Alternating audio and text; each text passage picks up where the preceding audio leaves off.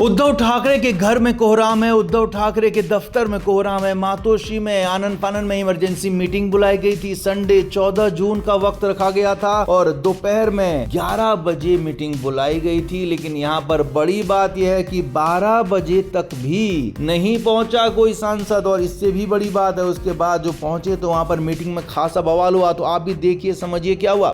असल में बीच में खबरें आई थी कि उद्धव ठाकरे के 9 में से 7 लोकसभा सांसद एकनाथ शिंदे के गुट में शामिल हो सकते हैं, उनकी गुट में पूरी तरह से खुद को मर्ज कर लेंगे। लेकिन यहाँ पर उसके बाद आनन फानन में उद्धव ठाकरे भी एक्टिव हुए, संजय राउत एक्टिव हुए और सांसदों से बात की गई, सांसदों से समझाया गया, मनाया गया। हालांकि शुरुआत में कई सांसद मीटिंग में आने तक को तैयार नहीं थे, लेकिन फिर जैसे तैसे सांसदों को मनाया गया, समझाया गया और मीटिंग में आने के लिए तय किया गया। 14 जून संडे के दिन मीटिंग रखी गई और सुबह 11 बजे मीटिंग के लिए सभी को बुलाया गया। लेकिन ये क्या, मातोश्री में सुबह 11 बजे तो क्या, उसके बाद 12 बजे तक भी कोई पहुंचा नहीं था। बड़ी बात, बड़ी खबर आपको बता रहे हैं, मातोश्री में गाड़ियों की आवाजाही बेहद कम देखी गई। जबकि सांसद आएंगे तो उनके साथ गाड़ियों का लाव लश्कर भी आएगा, लेकिन मातोश्री में ऐसा कुछ नहीं हुआ। उद्धव ठाकरे के घर पर, उद्धव ठाकरे का दफ्तर जो मातोश्री के अंदर ही है, तो वहां पर सांसदों को पहुंचना था, लेकिन कई सांसद नहीं पहुंचे। हालांकि खबर है कि उसके बाद 12 बजे 2 से 3 सांसद पहुंचे और बाकियों का इंतजार करने को कहा गया। लेकिन जब इंतजार के बाद भी कुछ लोग नहीं पहुंचे तो वहां पर उद्धव ठाकरे ने मीटिंग को शुरू किया। लेकिन यहाँ पर मीटिंग शुरू होते ही खासा बवाल भी हुआ।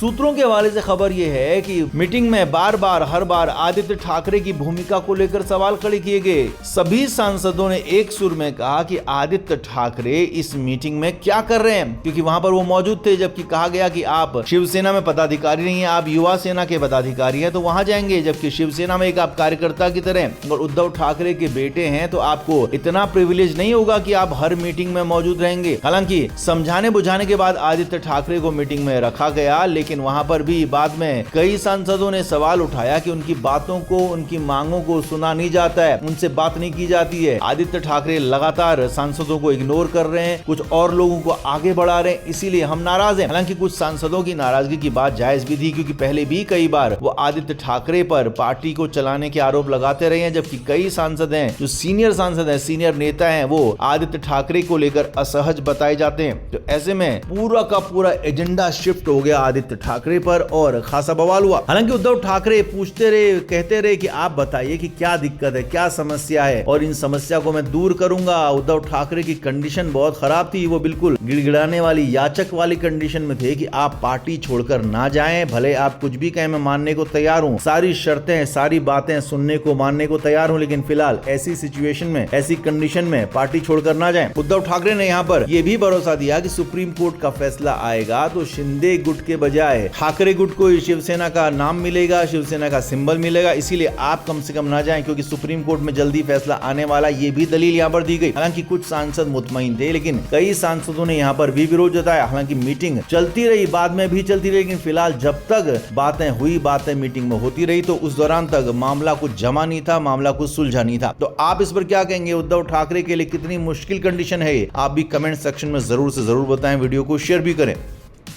तो दिल्ली में इंडिया ब्लॉक की मीटिंग भी करीब 1 साल के बाद इंडिया गठबंधन की मीटिंग थी। अब इसमें हालांकि उद्धव ठाकरे खुद दिल्ली आकर मौजूद नहीं थे, लेकिन वीडियो कॉन्फ्रेंसिंग के जरिए मौजूद थे। और जब उद्धव ठाकरे के बोलने की बारी आई तो उद्धव ठाकरे कुछ ही देर में मिमियाने लगे। जी हाँ, ऐसी खबरें अंदर की बात है, आपको बता रहे हैं। पहले तो उद्धव ठाकरे ने ये साफ साफ कहा कि हमें एक रहना होगा, साथ रहना होगा। और यही नहीं, उद्धव ठाकरे ने यहाँ पर यह भी कहा कि हमें अब अगले चुनाव के लिए प्रधानमंत्री पद की बात हमको एक नाम तय करना होगा और उस नाम के सहारे में आगे बढ़ना होगा। अब यहीं पर उद्धव ठाकरे की ही पार्टी के नेता ने साफ कह दिया कि राहुल गांधी प्रधानमंत्री पद के लिए सबसे उपयुक्त हैं और राहुल गांधी ही प्रधानमंत्री बनेंगे। यानी कि एक तरीके से उद्धव ठाकरे ने साफ साफ कहा कि राहुल गांधी प्रधानमंत्री बने। अब ये ठीक है, लेकिन यहीं पर उद्धव ठाकरे को फटकार भी पड़ गई। उद्धव ठाकरे तय वक्त से ज्यादा बोल रहे थे, लेकिन यहाँ पर हालात ये थे कि उद्धव ठाकरे पूरी तरीके से राहुल गांधी के सामने सरेंडर नजर आए। राहुल गांधी के सामने उनका जेस्चर ऐसा था कि माई बाप वाला जेस्चर था। अब हो सकता है कि उद्धव ठाकरे को डर ये हो कि बीजेपी उन्हें साथ नहीं ले रही है और कहीं कांग्रेस भी साथ न छोड़ दे, इसीलिए उनकी घबराहट, इसीलिए उनकी इस तरह की हालत नजर आ रही थी। लेकिन अंदर खाने की जो बात है उसके मुताबिक उद्धव ठाकरे अब किसी भी कीमत पर राहुल गांधी और इंडिया गठबंधन को छोड़ना नहीं चाहते हैं। इसीलिए तो मीटिंग में जब फटकार पड़ी कि भाई आपका वक्त खत्म हो गया, अब आप खत्म करो, उसके बाद भी बोलते रहे, कहते रहे, राहुल गांधी की तारीफों के कसीदे पढ़ते रहे और उसके बाद जब बैठे तो वहां पर कुछ बुदबुदाने से लगे। हालांकि मीटिंग में सामने मौजूद नहीं थे उद्धव ठाकरे, लेकिन जितनी भी देर बोले उतने में से आधा वक्त उन्होंने राहुल गांधी की तारीफ में लगाया, राहुल गांधी को आगे करने में लगाया और एक तरीके से राहुल गांधी को इस तरीके से प्रोजेक्ट कर रहे थे जैसे वो उनके ही पार्टी के सबसे बड़े नेता हो और एक तरीके से ऐसा लग रहा था जैसे उद्धव ठाकरे आज नहीं कल अपनी पार्टी का विलय कर देंगे कांग्रेस के अंदर। तो इस तरह की बातें जो हुई वो सब खुलकर बाहर आ गई हैं, सामने आ गई हैं और उद्धव ठाकरे का ये सरेंडर भी बाहर आ गया है, मीटिंग का राज बाहर आ गया है। तो कुल मिलाकर उद्धव ठाकरे ने पूरी तरीके से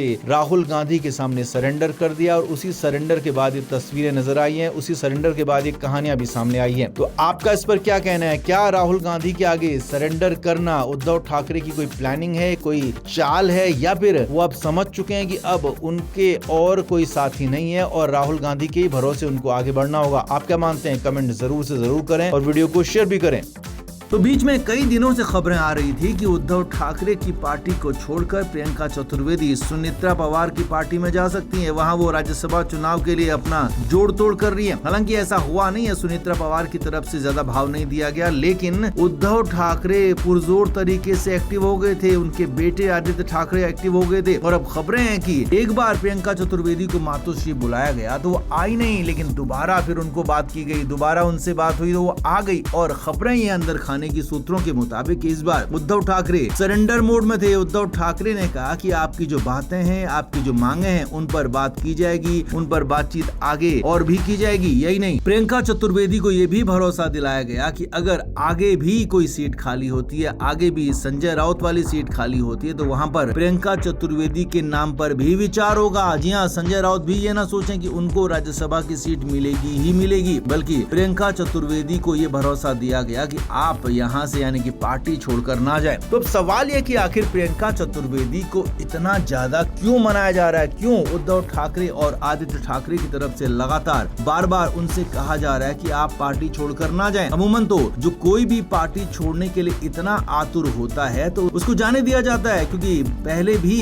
प्रियंका चतुर्वेदी बीजेपी में जाने की कोशिश कर चुकी हैं। बीजेपी से भी वो राज्यसभा का टिकट ही मांग रही थी, खबरें ऐसी आई थी सूत्रों के मुताबिक। लेकिन अब यहाँ पर बात ये है कि उद्धव ठाकरे उनको कहीं जाने नहीं देना चाहते हैं। तो वाकई में क्या प्रियंका चतुर्वेदी के पास ऐसे कोई सीक्रेट है जो ठाकरे परिवार से जुड़े हो? तो हो सकता है कि मातोश्री में उनका आना जाना था, मातोश्री में सीधी एंट्री थी और आदित्य ठाकरे के वो काफी करीब भी मानी जाती थी और आदित्य ठाकरे ने राज्यसभा चुनाव के वक्त उनकी पैरवी भी की थी। तो हो सकता है कई बातें अंदर की पार्टी से रिलेटेड, कई बातें अंदर की पार्टी से बाहर के फोरम की भी वो जानती हो और हो सकता है कि यहाँ पर कई चीजें ऐसी हों जो उद्धव ठाकरे को और आदित्य ठाकरे को पता तो हो कि वो प्रियंका चतुर्वेदी को भी पता हो सकती हैं। साथ ही साथ प्रियंका चतुर्वेदी के पास कुछ ऐसे सीक्रेट डॉक्यूमेंट्स भी हो सकते हैं जो उद्धव ठाकरे के लिए या उनकी पार्टी के लिए मुश्किलें खड़ी कर सकते हैं। इसीलिए बार बार लगातार उनको समझाया जा रहा है, मनाया जा रहा है और इतना ज्यादा उनको कहा जा रहा है, ये थोड़ा सा हैरान करता है, थोड़ा सा शक पैदा करता है। इसीलिए सवाल खड़े हो रहे हैं। तो इस बार वो मातोश्री गई हैं, ऐसी खबरें आ रही हैं और उनकी बातचीत हुई है, उनको पूरा भरोसा दिया है कि उनकी मांगों को, उनकी बातों को सुना जाएगा, आगे भी सुना जाएगा और इस तरीके से पार्टी को छोड़कर बिल्कुल ना जाएं। तो आप क्या मानते हैं? वैसे में क्या वाकई में उद्धव ठाकरे और ठाकरे परिवार प्रियंका चतुर्वेदी के दबाव में आ गया है? क्या उनको मनाया जा रहा है, सामान्य कंडीशन है या फिर कुछ और हो सकती बात? आप क्या मानते हैं? कमेंट जरूर करें आप भी और वीडियो को शेयर भी करें।